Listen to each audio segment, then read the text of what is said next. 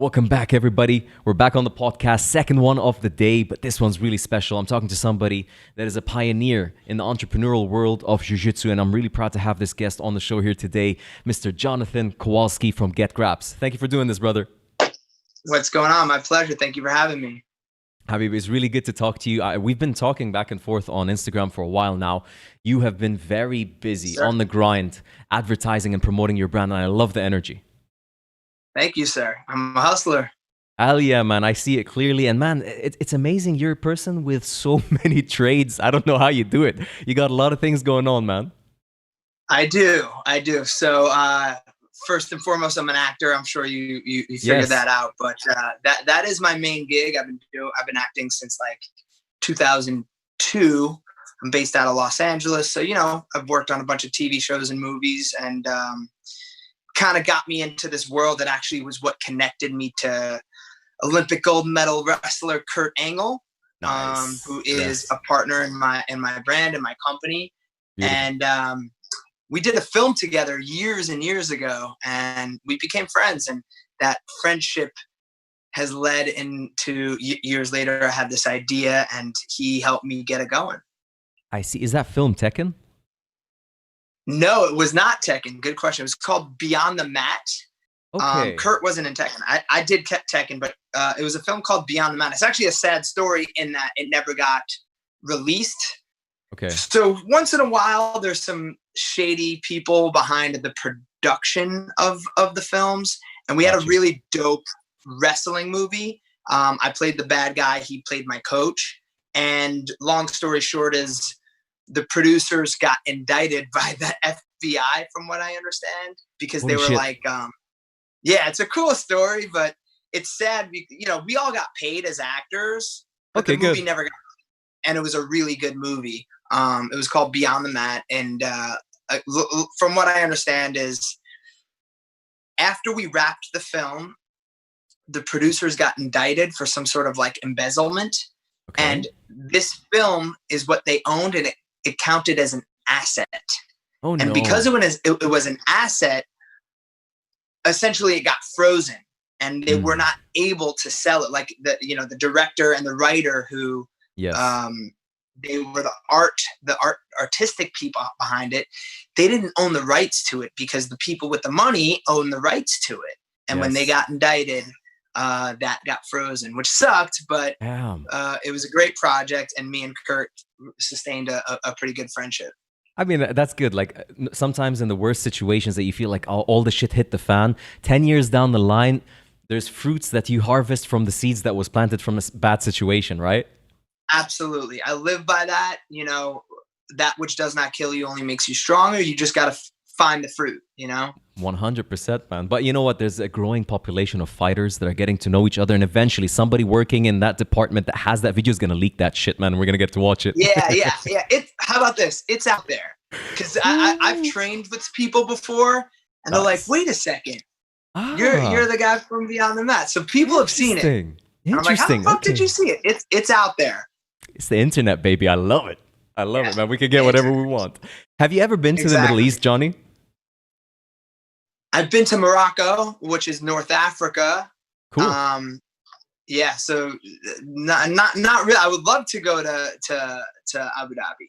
Nice. Yes, we'd love to have you, man. I mean, Morocco, we consider it the Middle East because it's the closest North African country aside from Egypt to our culture. So if you've been to Morocco, it's not so different, aside from the fact that like you have different spectrums, right? You have really traditional cultural vibes like Morocco, and then you have the UAE, which is basically the New York of the Middle East, I would say. So can you what's the difference between UAE and Abu Dhabi? I should know my Perfect. No, not at all. Geography. I'm not sure the difference. Happy to. So the United Arab Emirates is like the United States of America. It's a country that unites Emirates, right? States. And Abu Dhabi is the capital state, just like Washington. And then Dubai is just like New York. It's the exact comparison because Abu Dhabi is the government where like the White House is and everything, and it's laid back. And then Dubai is crazy. New York clubs and all kinds of stuff. What's the distance between Abu Dhabi and Dubai? An hour by car. Oh, so Yeah. okay, very Yeah. close. And here's the funny thing: Elon Musk started the project here. It's called the Hyperloop, and he's planning on making it 10 minutes between the cities. Wow, I Yeah, know the man. Hyperloop because they're based out of Los Angeles. Yes, exactly. So the I UAE. actually taught a self-defense class to some execs at Hyperloop. Nice, man. Nice. So I know it well. Yeah, it's pretty cool. I love how martial arts intertwines in everything, man. Intertwines everything.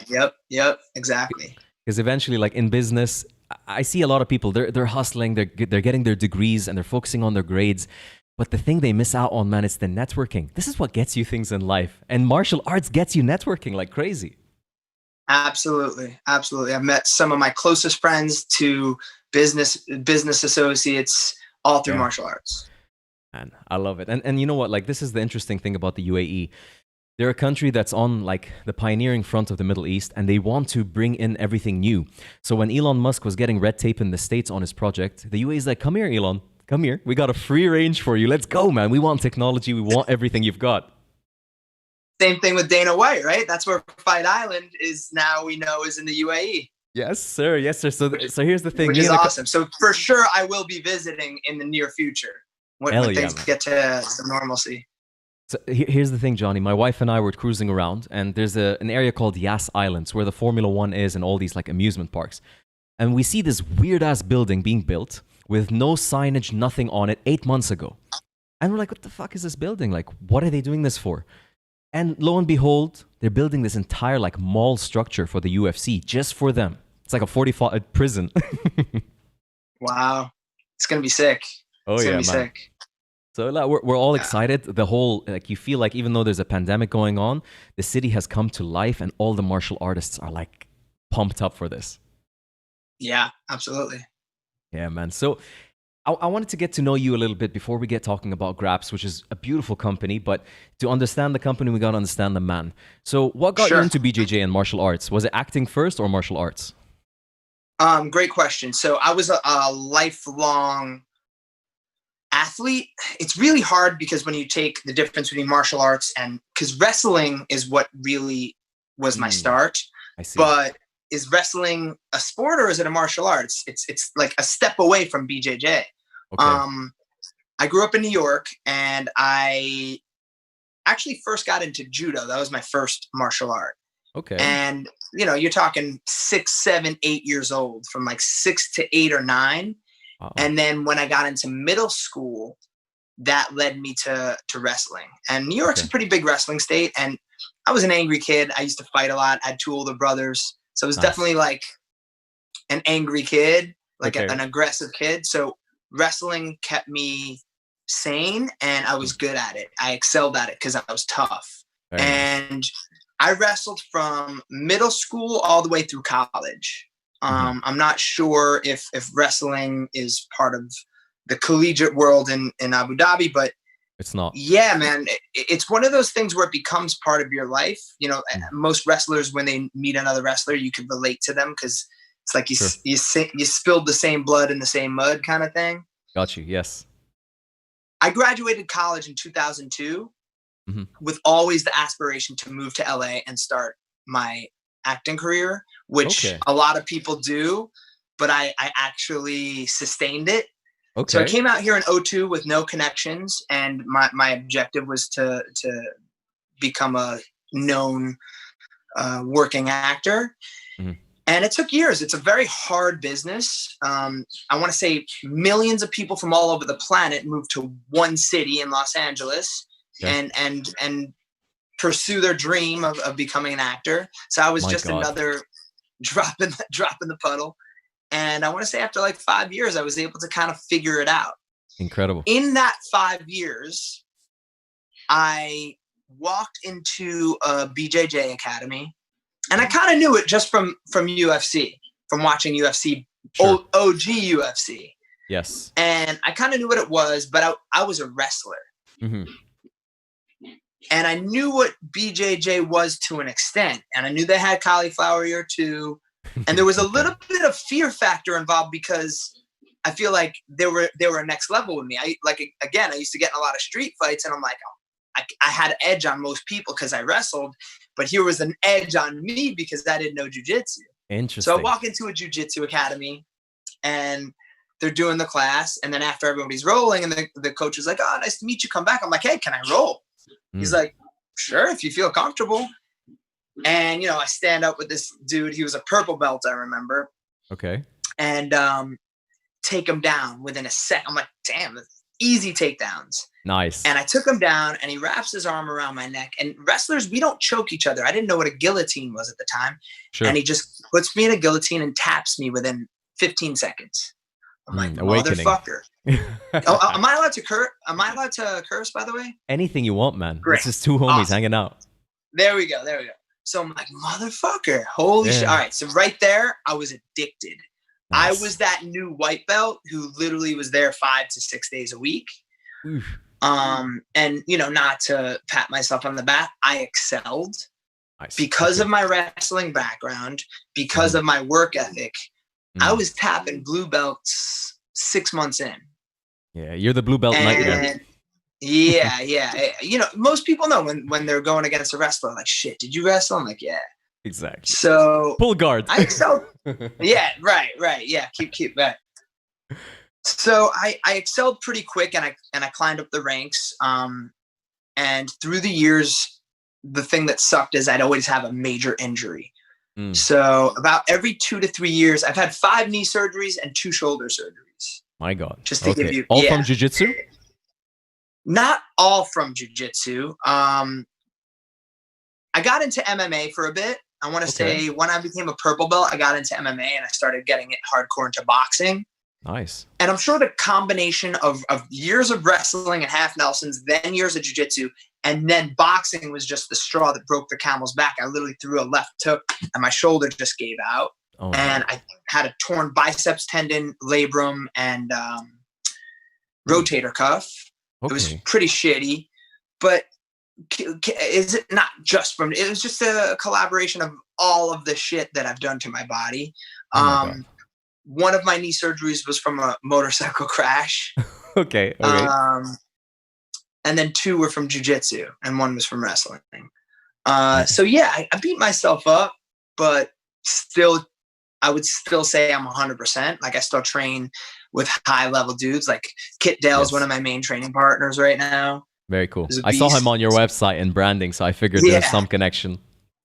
Yeah, he's a very, obviously now become a very good friend and just a beast on the mat. We see him a lot here, actually. Oh, get out of here. Yeah, he competes almost in every single Abu Dhabi World Pro. Yeah, he did. He used to. Hopefully he gets out there soon. He did. He's been to Abu Dhabi. He did tell me that. So in the jiu-jitsu world, it was one of those things I fell in love with, and it's just like wrestling, it was the next level.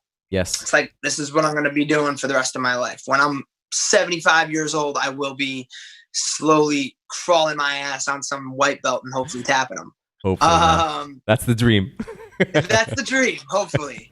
My closest friends all train, my inner circle all trains, and we have a really good network. Now, I'm 39 years old. I don't go like I used to. Like, I don't compete anymore. I don't do MMA fights anymore. I've actually only had one MMA fight. It was just it was one of those things to explore because I was good at it. And you wanted to try.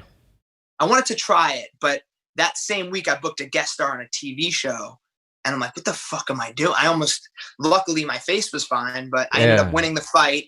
Nice. Having a clean face. I tapped him in 2 minutes. That's what I wanted to ask you, Johnny. Like, sorry, but I wanted to ask you, like, while you're doing this crazy training and MMA testing, you were also pursuing acting. Correct. Did that conflict? Like, you're worried about the cauliflower, you're worried about the looks, you're limited in what you can act. So yes and no. By the time I was like about to get my purple when I was big into blue, I got this ear cauliflowered up.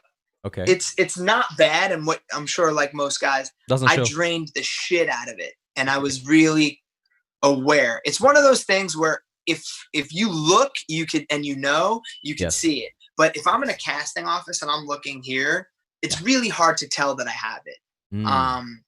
Yes. if I'm like going for a role that's either an MMA guy or like a tougher guy, I'll show the air. You know what I mean? See. I'm very just aware of my angles. I'll tell you something about your, if I may, I want to tell you something about your cauliflower, because I didn't know about your acting background. All I knew is Jiu Jitsu, Paragon, Black Belt, and GRAPPZ. So I'm looking for pictures for the thumbnail. I'm like, hey, let me type his name into Google. I type your name to Google and I see somebody that looks a lot like you. I'm like, is it him? Because it's like actor and Justified, Netflix. I'm like, oh shit, okay, cool. And then I go in and I see a video of you beating the fuck out of someone and then blood everywhere. But I'm looking at your ear. I'm like, yes, it's him. Okay, it's him. Yeah. And that's a really cool point. Like I've done this a kind of couple other shows in the jiu-jitsu world or the fight world. Nice. And I won't mention my acting career. And then one of them kind of went viral. Like, that's Mikey from Justified. So I was on the show for 4.5 years called Justified, which I'm very proud of. And I think was an amazing show. And, I was kind of known for this character on the show, and there was a couple epic fight scenes and gun scenes. So when I did this other fight commentary show and didn't mention it, he posted it, and then like all these people started to recognize me from the other show. It's interesting. Like I love those two worlds meeting in the middle. Like that's one of my favorite things. Like when I could do a fight movie or a wrestling movie, my two favorite passions in life, jiu-jitsu or fighting and acting. But, you know, I don't really use one for the other, which I guess I should more. But it's funny how they do mix. And to your point, it's not necessarily a conflict because most of the roles that I get booked on are grunt kind of guy roles, like military guys or bad guys or fight guys. So a lot of those roles I'll get. Now, I'm not typically playing the leading man pretty boy because my nose is busted up from years of wrestling, and my ears busted up, and already my facial features aren't so symmetric. You know, I'm not the leading man. I'm not the pretty boy. But eventually, you know, it's weird. There's an algorithm to get you to a top, and sometimes they get broken. Like Jason Statham, he's not your typical leading man, but he was able to use what he had to get there. Right. And to be honest with you, my objective in the acting world is not necessarily to be a worldwide name. To be honest with you, fame scares me a little bit. I get you. It's one of those things where I just want to go just under the radar. Yes. Like you might recognize me from some stuff and be like, hey, I saw you in this, but I don't want to go out with my family and be like, Jonathan. Oh yeah. It weirds me out a little bit. That's the nicest kind of fame, by the way. Like when you can go out publicly and not everybody runs at you, but the diehards know you. That's a nice kind of fame. That's exactly where it is. And to be honest, it's also hard to sustain that because I can't use my name to get other jobs. Like I still have to hustle, and you know, the business has been shut down for 3 months. Luckily, I just did a really good film in January. I'm going to be very proud of. It's not a big budget film, but it should get some recognition. Cool. But it's hard because I also want to buy my family a dope house. But at my level of my acting career, I'm not making the big bucks yet. My reps can't negotiate like, no, he needs this. It's like, no, we're going to pay him this. If not, we'll hire someone else. I see. So that's what, when you're that famous, you have that clout to be like, you can't hire another me. Does that make sense? Yes, you have a brand. Yeah. So yeah, I'm in that world. I'm happy, but I guess I could get to one next level. Yeah, man. Honestly, I need two main things I'll tell you right off the bat is just getting to know you, and through the process of us messaging, you're a very unique individual, very relatable. And this is the thing that I think we're going through a revolution in media. People are kind of walking away from that perfect image and that perfect person because they feel just totally no connection to them. And now they're looking for people like you, which is, now for me, I want to watch a guy that does jiu-jitsu that knows how to fucking fight. When he does a fight movie, like the biggest pet peeve I have is like the guy that doesn't know how to grip someone that's trying to be the tough guy in the movie. It pisses me off. I agree. The lack of authenticity in film. I think that's going to slowly go away because authenticity is very recognized now. And I agree with you 100%. There are a lot of actors that are really good actors, but they ain't that tough. I'll tell you that. They ain't that tough. And I can't relate to them. And if I want to watch a movie and really emotionally connect and be invested in this movie, I got to relate to the person I'm watching. Wholeheartedly agree. Yeah, man, I like that. No, I'm excited to see where this career takes you. And I'm even more excited because, like, your hustle isn't just in the acting world, it's also in the fitness jiu-jitsu world. So were you a lasso player? What happened? Why did you get so paranoid about fingers? Great question. All right, love it. All right, so in middle school, I dislocated this finger. This is the ring finger on my left hand. Got you. Ever since then, it recurs, you know, as a wrestler, it recurs, and just every few months, it just pops out of socket just from wrestling, you know, and it just sucked. And I just got used to taping it to my pinky, just, you know, like everybody else does. And a lot of wrestlers do it. A lot of judo guys do it. And it just comes, I feel like it's common practice and for wrestlers. Like Jordan Burroughs. If you look at Jordan Burroughs, when he competes, he tapes essentially the grap style fingers. So it was just what I did when I trained. And as you know, tape is annoying. Like, I wasn't one of the gi players who sat there for 20 minutes before practice and slowly did every joint. I didn't do that, but I did do the basic buddy tape. The problem is 50% of the time, it would slip off and end up on the mat halfway through rolling. 100%. And it was just frustrating. And so when I crashed my motorcycle, I retore my ACL. Okay. I didn't have any auditions. I wasn't able to, and I wasn't able to train jujitsu. So I was on my ass. Okay. And this, I don't know how it popped into my head, but this idea popped into my head about problem solving. You know, I'm like, how do they not have something better than tape to protect your fingers? And I did all the research I could, and I'm like, they don't have anything out there. Such a beautiful moment to discover that. Right. I couldn't believe it. So I literally, it started off, I ordered a spandex glove on Amazon that was just like a compression glove. Yes. And I just started cutting it. Nice. I started cutting it and sewing it and just trying out different ideas. And I'm like, I think I could do something with this. So I started testing out with like just shitty my own sewing. And then from that, I would take it to like a tailor who sews like your suits. Yes. Who's not, you know, they're not manufacturers by any means. Absolutely. And then I started researching fabrics. I picked out some fabrics and I got like a shitty prototype made. I couldn't train yet. So I'm like, hey, I took it to some buddies who were training who taped their fingers. They were gi players who taped their fingers. I'm like, can you try this out? Let me know what you think. They come back to me like, yeah, I really like it. They gave me their feedback. Like, this is something I would probably use over tape if you did this, this, and this. Okay. So I started going down the rabbit hole, man. As my knee got better and I was more mobile, I really started to develop these gloves. And in that, my buddy pointed me in the direction of a lawyer. And once I kind of put my money down on the table of, does this exist and can I protect it? Right. And he goes, from the research I've done, this does not exist.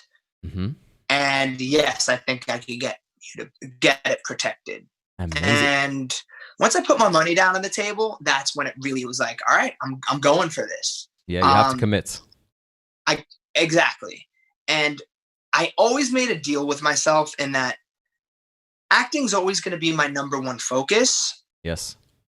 But I'm going to allow myself, acting's one of those things where I'm an independent contractor. It's job to job. And there's only so much you could do when you're not working as an actor. I allowed myself the time to allocate to develop this company. And it was a long, arduous process that I kind of it's called trial by fire. I just learned it on my own, from the tech side, building a website, to the marketing side, to the development side, to the legal side, to the fulfillment side, to Holy Amazon. Shit. Yes. You know, people go to college and they learn stuff from books. I learned more starting this company by far from 4 years of college. 100%. And, you know, you got to do. right? Yes, 100%. So yeah, it just started off like I remember the first just learning about manufacturers, and people in the US wouldn't do it, and they're like, we can't do this stitch, we can't do this. I wanted grip print on it to make sure that it wasn't just sliding off, because we all know compression. It's exactly, so they're essentially slippery. it's a compression glove. Let me show you. Like a Rash Guards kind of. It's a Rash Guard. Yeah. Same exact material as a Rash Guard. Yeah. And I wanted to make sure that it was easy application, but not easy to come off. So it has to be tight, like a Rash Guard. It takes a second to get on. You have to get your fingers in there, but I wanted the compression tight on your fingers. So with the compression on your fingers, there needs to be mobility, right? Yes. I wanted to be able to make a full punch, a full grip. Nice. With tape, it's really hard to do a full grip because it doesn't have elasticity. Now, the last thing is there needs to be this compression. As you know, when you're training someone, you could slip out of shit. I wanted to make sure that on the finger stalls part, you weren't able to slip out of shit. So I got some silicone grip. So manufacturers to do, you see there's like I see it now. Yes, grip print on the palm side of the glove. I also wanted to make sure I had as much skin present. That's why the fingertips are exposed, and that's why the palm is exposed. So the biggest part of grip is when the tip of your fingers touch your palm. Yes. So those two are completely exposed, and it's just this little part that has the silicone grip print. I wanted to make sure that all of those things could be put together, and in the US they just weren't able. So now I just researched all over the world. From China, I ended up going to manufacturers in different parts of the world. But you traveled to them? Someone. So that's the great thing about being remote now. Like technology, I did not have to travel to them. Very cool. I did have some experience with this. I did have some, because I did have a small company years prior that was just importing knickknacks. Okay. So I had experience with it. And it was like a 6-month thing that I did with a buddy, and we made a little bit of money. It just wasn't for us. But now I know that was so I could learn how to do this. Right. So that was the gift. So yeah, man, we had our first batch made, and Kurt did a bunch of promo videos. And what year was this when you got the first batch? Great question. All right, 2016 is when I had a legit prototype. Okay. And when I had that prototype, I was still like in development and asking friends, deciding how far I was going to go with this. Okay. Then I sent it. I have a couple like Uriah Faber is a good buddy. Kung Lee's a good buddy. And Kurt's a good buddy. And I sent them out to those buddies, and it's like, I need your advice and feedback on it. And they all would give me their notes. And then Kurt called me up. He's like, yo, I got some notes for you, but I love this product. I just wore it to the gym. It's a fucking game changer. He's like, I can't believe this is not out there. I'm like, no, it's not out there. This is very cool. This is mine. Like I invented this, doesn't exist. He's like, I'll help you however you want, but I'd really love to be a part of it. That's what he says. So that to me just got me so pumped up, and so validation. It meant so much to me. Validation. It meant so much to me that Kurt Angle, Olympic gold medalist, WWE star, wants to be involved. Amazing. So we talked for a while, and talked numbers and contracts and what he was able to do and not do. And we got a deal, and he became part of this company and started helping the development process and the promoting process. So from there, we started doing all these videos. Yes. It was 2017 when we released the gloves. Okay. So Kurt came on board before the first release of the gloves. Oh, correct. Yes. Okay. Absolutely. Cool. Very cool. Okay. Absolutely. Before we started selling the gloves, he came on board. And you just released this version of the gloves, the one that you're wearing right now. So yes, when we first started selling, it was one thing, one product only, this. Yes. One version of the glove. Nice and simple. And exactly. And to be honest with you, our manufacturer wasn't great on our first sample. It was actually right when my first child was born. And I remember the shipment came in and I'm like, this was not as good as the sample they sent. And this is just part of manufacturing. You got to learn, right? Yes. The mass orders didn't match the samples, and I was upset. I had to send them back. They had to resend them. And honestly, my first batch that I sold to customers were not on par with what they are now. I see. There's just always improvements being made. Even now, like this is so solid and strong, and the feedback is great on these, but I could tell you that 2 years down the road, they're going to be better. That's how it is with products. Yeah, absolutely. Nike's the same way with their sneakers. They're always going to improve. Sure. So I started to just get emails like, I'm thankful for these. I'm like, people in the jiu-jitsu world, sports that I didn't even know would be for water polo.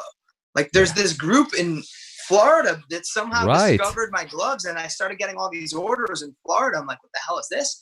That's cool. Water polo. Who knew? And because it's a rash guard, it makes sense. Exactly. Yes. And everybody has the problem of jamming their fingers. Yes.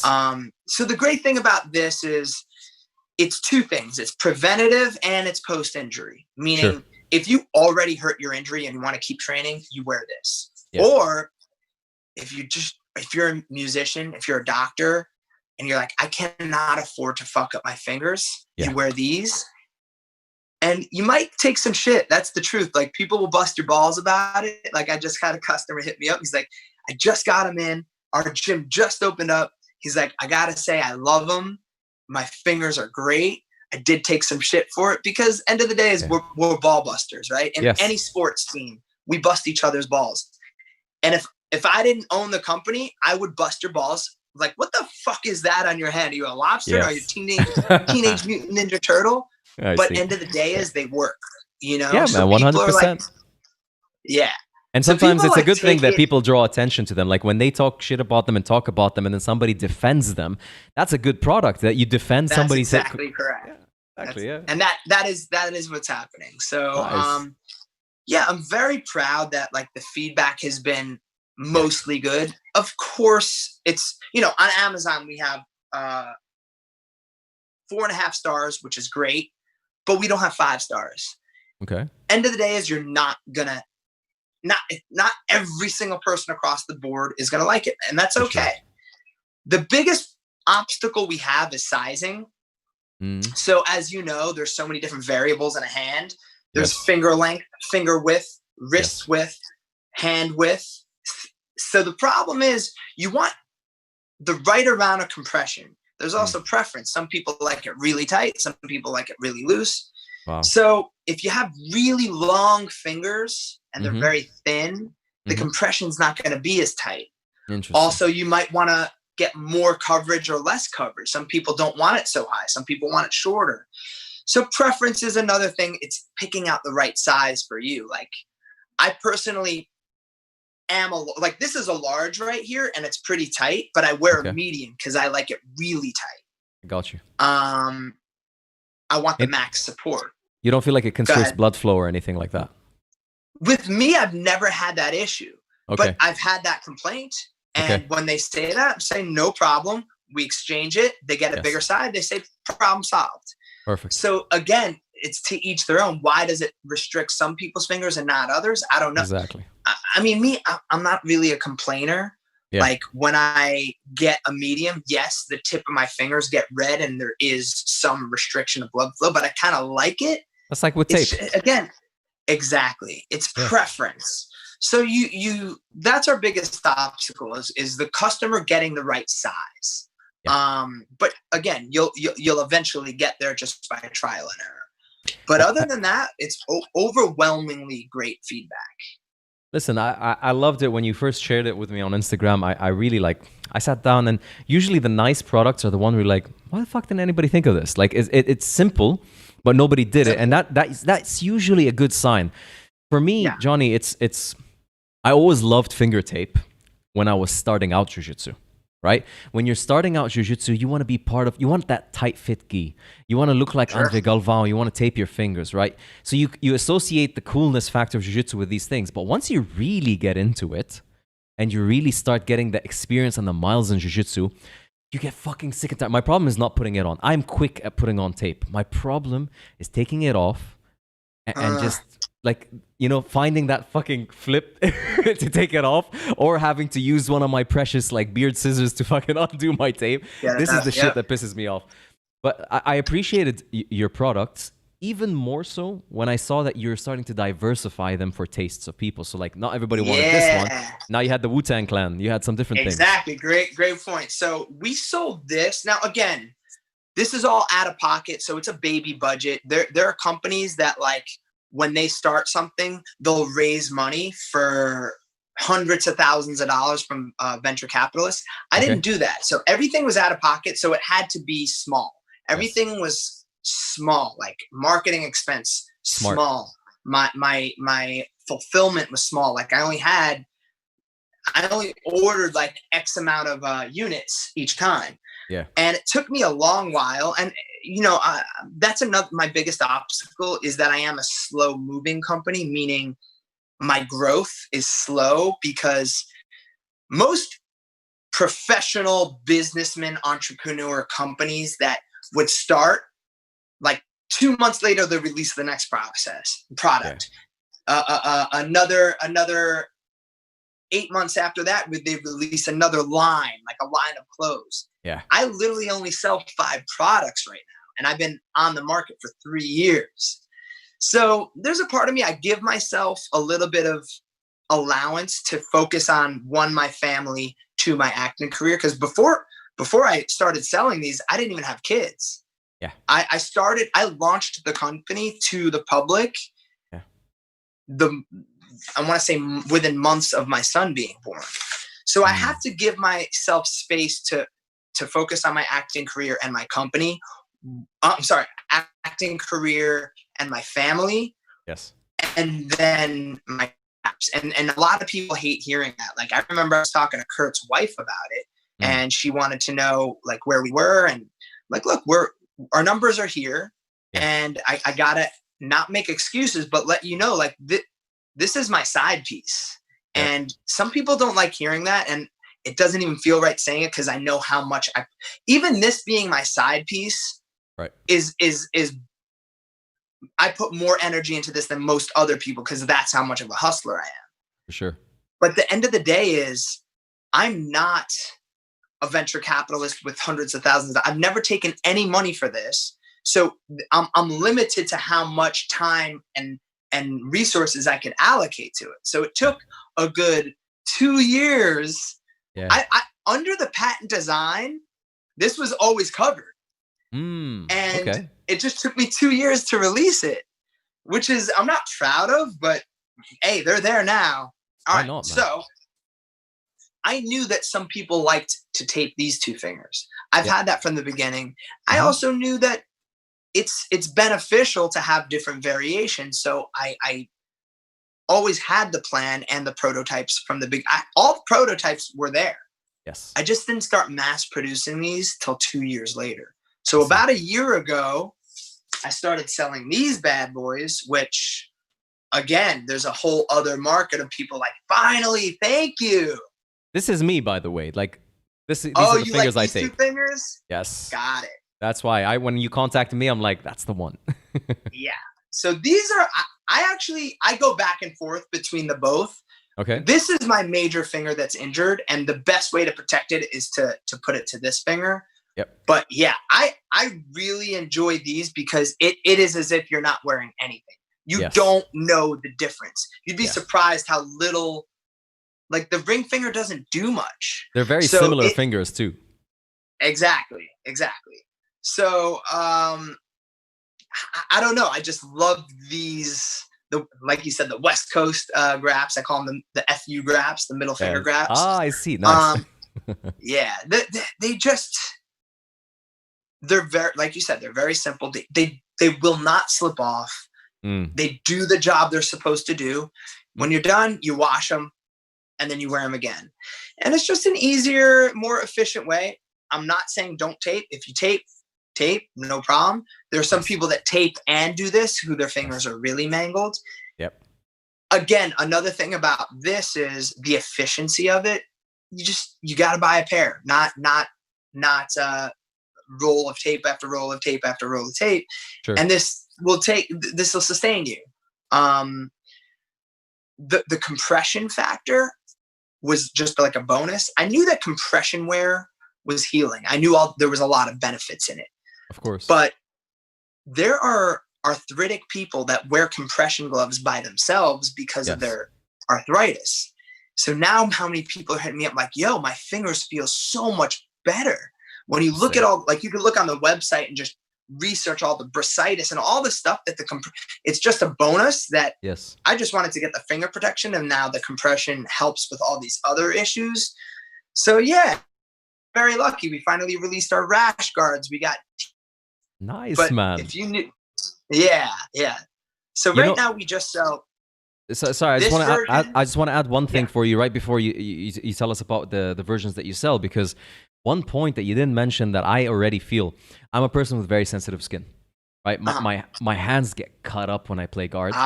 My feet get cut up when I play guards, and this is beyond tape, because with tape I still get cut up. So this, I imagine, would protect me from these like mat burns and cuts on the gi.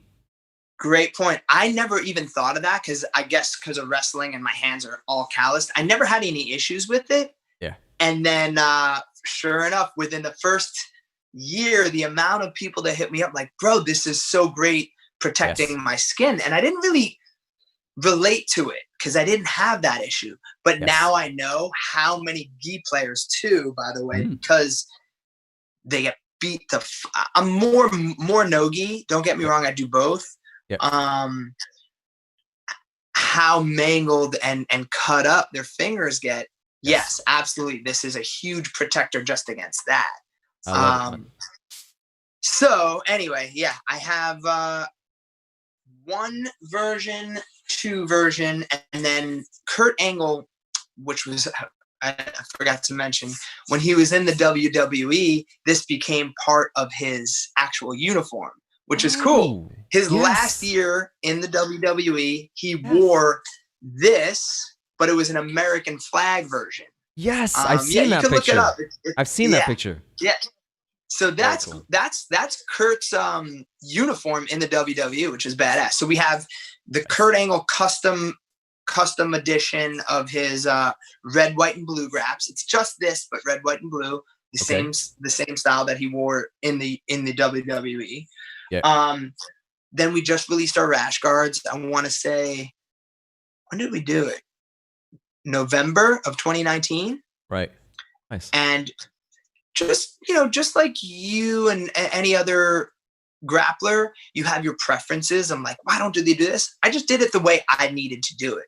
Like I made it a little more V-shaped, so it had some more compression around the waist, so it didn't slide up as much. Yes. I did.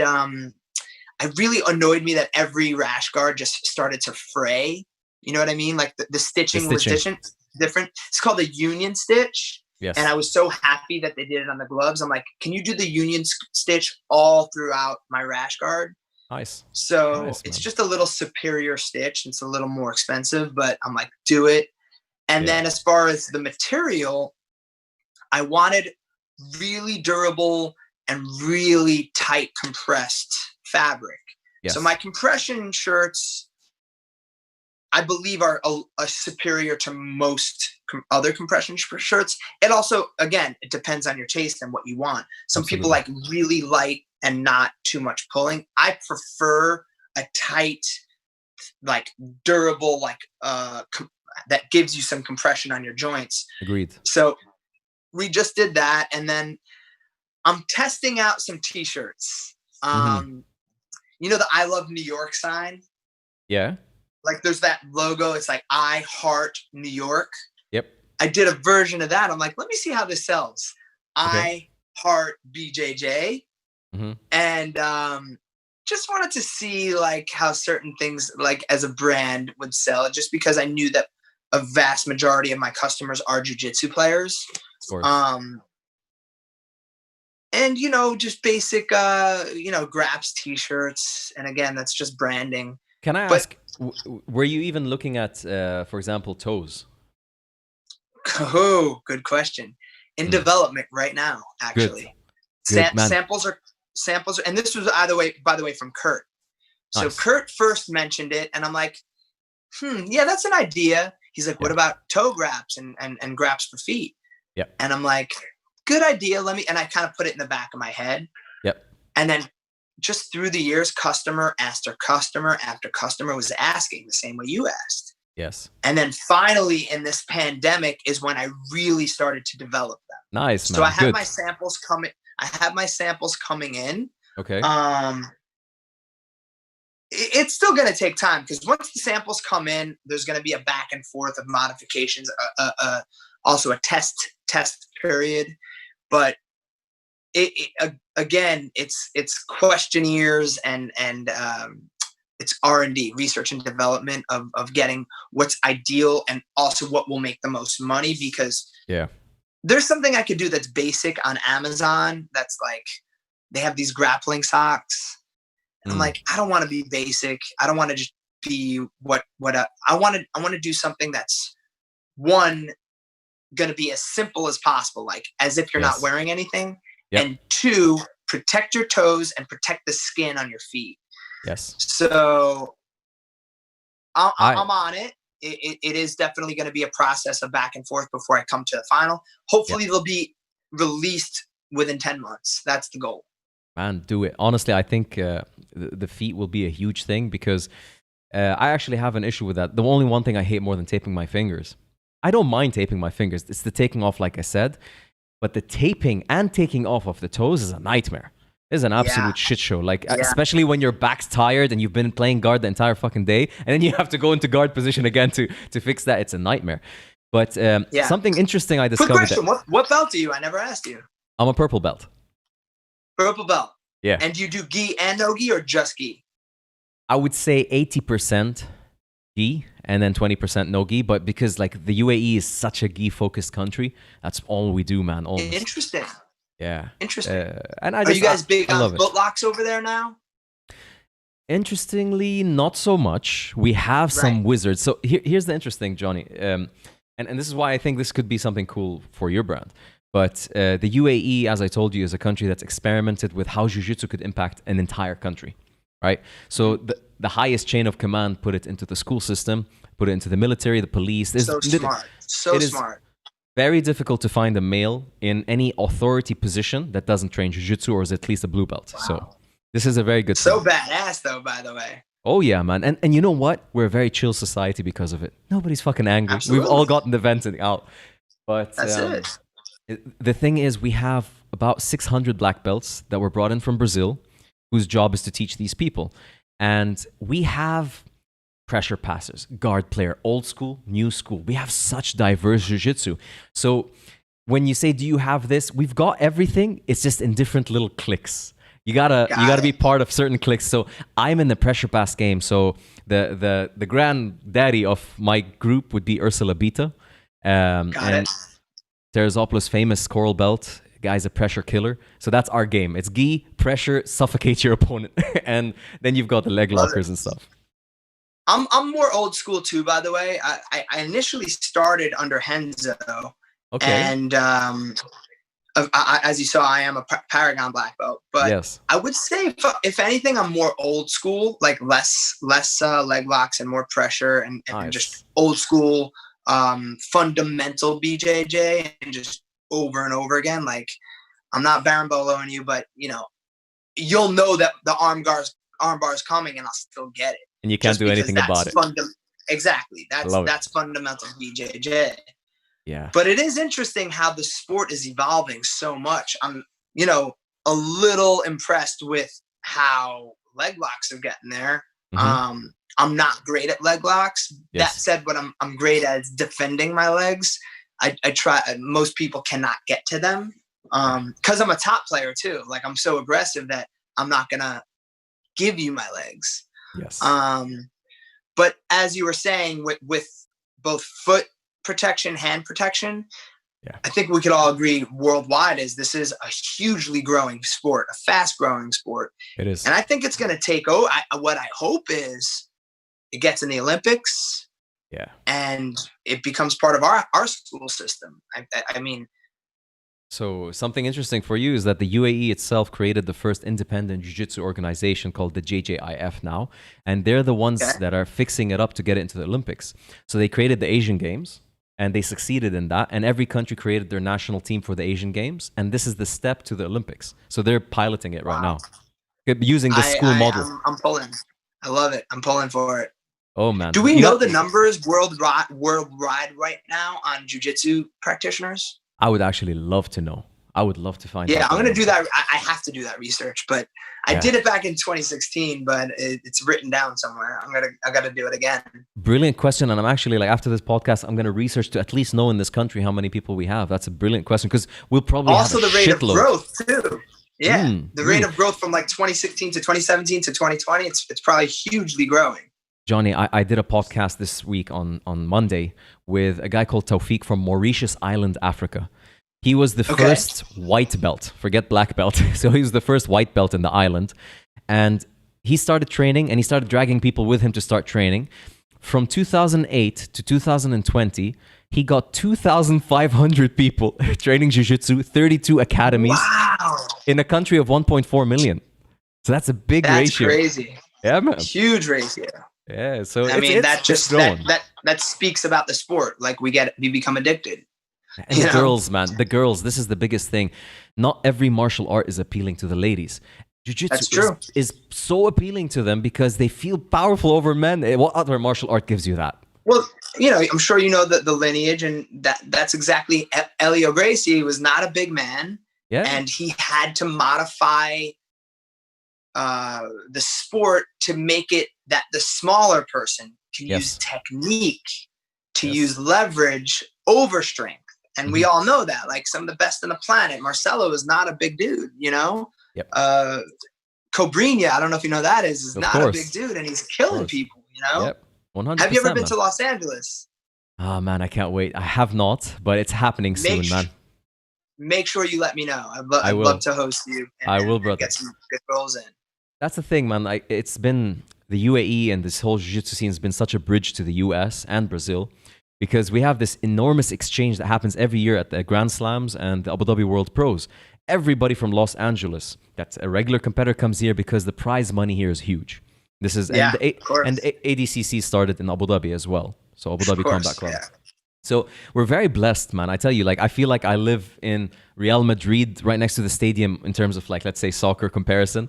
I'm right there, man, or next to the New York Giants stadium. It's how it is for Very jiu-jitsu. But I'm excited to see how this works out for you, man. I love your products, and I think your Thank you. approaches.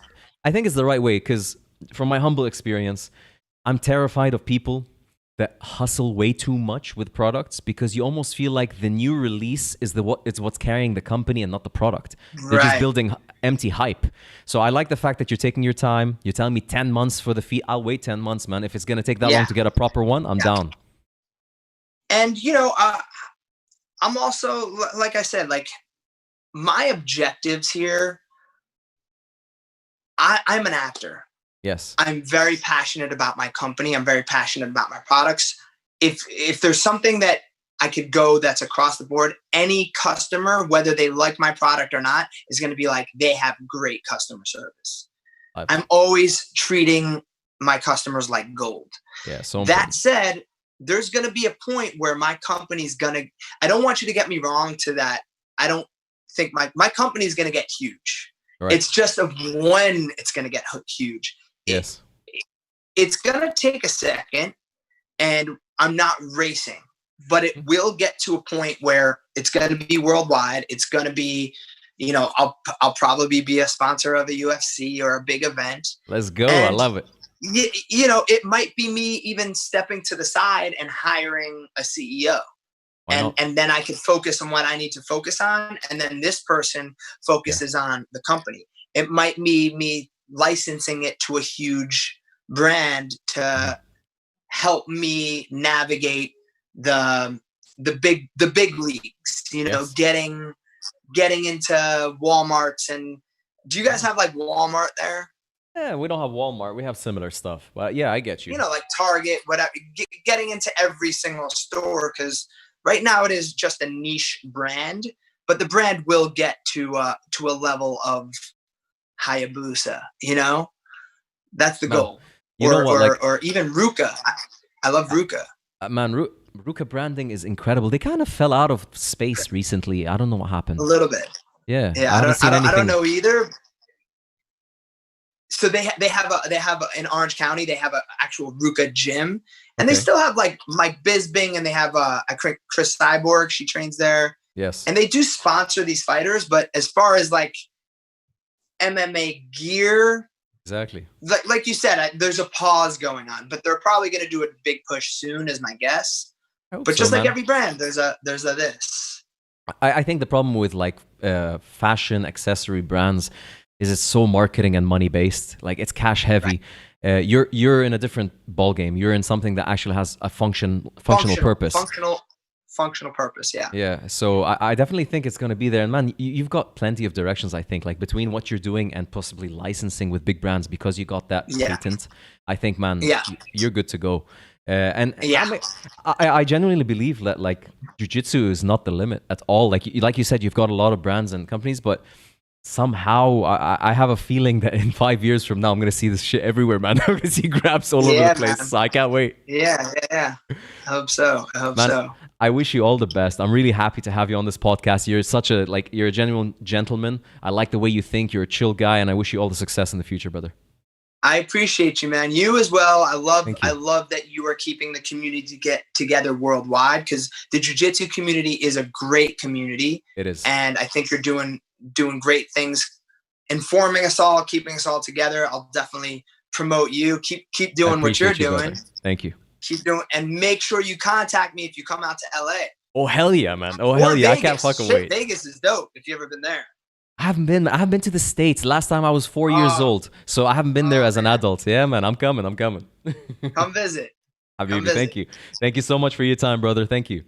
All right, stay safe, and let's hope this pandemic thing passes and everybody get back on the mat safe and healthy very soon. I hope so. Hang in there. I'll just say bye to everybody on YouTube. Thank you so much, guys, for tuning in. I hope you enjoyed this time with Jonathan. Absolute amazing person, and I hope you guys check out GRAPPZ. All the links are down below in the description. Much love, everybody. I'll catch you guys next week. Us.